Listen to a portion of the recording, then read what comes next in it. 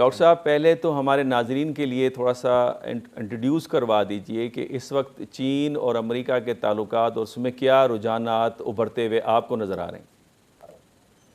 देखिए डॉक्टर साहब, इम्पॉर्टेंट चीज़ ये है कि अमेरिका चीन की जो इस वक्त बड़ी बहस हो रही है वो ये हो रही है कि एक तो इस वक्त जो अमेरिका की जो फाइनेंस ट्रेजरी सेक्रेटरी हैं वो चाइना पहुंचे हुई हैं। नॉर्मली ये मेरा ख्याल है ये पहला दौरा है उनका इस तरह का। और दोनों मुल्कों की जो बायलैटरल टू वे ट्रेड है वो तकरीबन 690 अरब डॉलर के करीब है। और अमेरिका जो है जिसने कहा कि हमें डीकपल नहीं करना, डी रिस्क करना है अपने आप को चाइना से, वो आज इस बात पे भी बात कर रहे हैं कि डीकपलिंग भी हो सकती है। This is what the treasury secretary is saying. So मुझे जो आपने फ्यूचर ट्रेंड्स की बात की तो ऐसे लग रहा है कि अमेरिका जो कोशिश कर रहा था अपने बहुत सारे यूरोपीय इत्तेहादी और बाकी ममालिक को कि वो चाइना के साथ अपने जो ताल्लुकात हैं उसमें उतार चढ़ाव करें। फॉर एग्जांपल जो 5G जो हवावे है उसको बरतानिया से निकाल दिया गया। इसी तरह इंडिया में अलर्ट कर दिया गया, यूरोपियन यूनियन में अलर्ट कर दिया गया।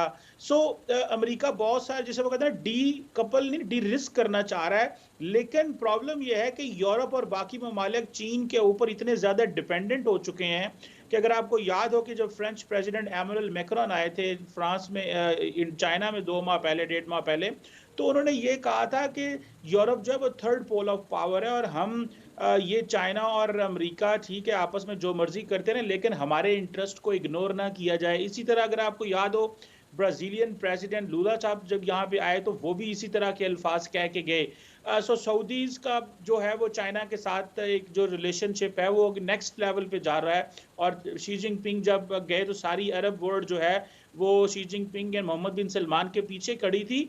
सो क्वेश्चन ये है कि आइंदा आने वाले दिनों में अमेरिका हर वो काम करने की कोशिश कर रहा है जिससे वो मैनेज कर सकें और अपने इत्तेहादियों को कन्विंस कर सकें। लेकिन उनके इत्तेहादी उनसे कन्विंस नहीं हो रहे क्योंकि सारी ग्लोबल जो सप्लाई चेन है उसका जो दारोमदार है वो चीन के ऊपर है। So it will take a lot of time. अगर आप देखें कि बहुत सारी जो कंपनीज हैं जब से ये ताइवान के हवाले से इश्यूज उठे तो बहुत सारी कंपनीज ने ताइवान से अपने बिजनेसेस उठा के दोबारा अमेरिका में ले गए क्योंकि अमेरिकन ये थ्रेटन फील करते हैं कि भाई हमने चाइना को मौका दिया कि वो दुनिया की फैक्ट्री बने।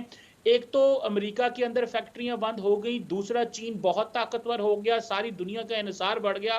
और जितना इस वक्त अमेरिका इंडिया के ऊपर बेट कर रहा है तो वो कह रहे हैं कि ये जो ग्लोबल सप्लाई चेन है इसको हम इंडिया की तरफ शिफ्ट करें। सो मुझे ऐसे लगता है कि over the period of time जो चीज़ें डेवलप हो रही हैं उसमें अमेरिका के लिए मुश्किलात ज़रूर मौजूद हैं लेकिन समहाउ अमेरिका का जितना ग्लोबल इन्फ्लुएंस है, अगर आप यूरोप सारे को देख लें, उन्होंने रशिया से तो अपने आप को काफ़ी हद तक ठीक है डीकपल भी डॉक्टर किया, साहब, डी ठीक है, रिस्क भी यानी किया। आपके कहने का मकसद है दोनों रुझानात आपको नज़र आते हैं।